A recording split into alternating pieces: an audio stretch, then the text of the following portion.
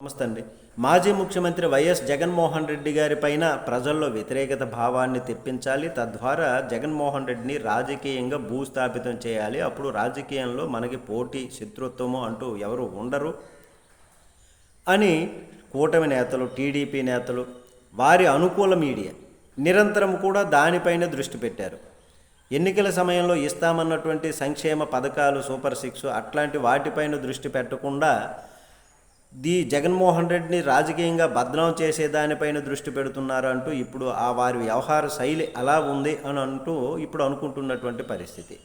తాజాగా చూస్తే జగన్మోహన్ రెడ్డి పైన తప్పుడు ప్రచారం చేస్తూ దొరికిపోయినటువంటి పరిస్థితి.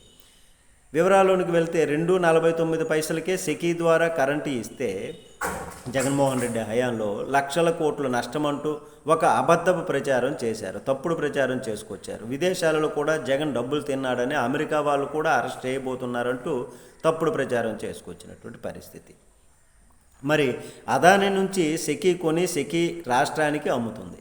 ఏమైనా ఆ ఒప్పందాన్ని రద్దు చేసుకున్నారా? అదే విధంగా తీసుకుంటున్నారు.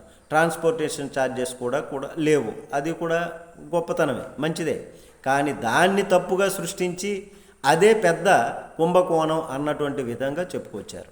ఇప్పుడు ఆ అతి ప్రచారమే ఈ కూటమి సర్కారు కొంప ముంచింది. అదేంటనంటే యాక్సెస్ పవర్ అనే దానికి 2017లో టీడీపీ హయాంలో 4.60 ఒప్పందం చేసుకున్నారు. మరి జగన్ సీఎం అయ్యాక దాన్ని ఆపేశారు. దానిపైన వాళ్ళు కోర్టుకి వెళ్ళటం, కోర్టు కూడా మీరు ఒకసారి ఒప్పందం అయిన తర్వాత అది కొనాల్సిందేనంటూ కోర్టు కూడా చెప్పడం, కానీ జగన్మోహన్ రెడ్డి కొనలేదు. ఇప్పుడు తిరిగి టీడీపీ సర్కారు ఏర్పడింది కాబట్టి ఆ ఒప్పందాన్ని ఇప్పుడు పైకి తీసుకొచ్చారు. సర్కారు అనేది ఏంటి? కోర్టు ఆదేశించింది కాబట్టి వాళ్ళ దగ్గర నుంచి కొంటున్నాము అని, అంటే 4.60. అంటే గతంలో 2.49 ఇప్పుడు 4.60 అంటే ఇది ఎవరి ధనము? ఇది ప్రజాధనం. ప్రజల కోసం, ప్రజల క్షేమం కోసం, ప్రజల చేత ఎన్నుకోబడినటువంటి ప్రభుత్వం. మరి ప్రజల కోసం, సంక్షేమం కోసం చేయాలి. కానీ మరి ఇంత వేరియేషన్ మీద వీళ్ళు కొంటే మరి ఏమనుకోవాలి? మరి జగన్మోహన్ రెడ్డి చేసేది కుంభకోణం అనుకోవాలా? ఇప్పుడు జరిగేదే ఏమనుకోవాలి? మీరే కామెంట్ చెప్పండి. నమస్తే.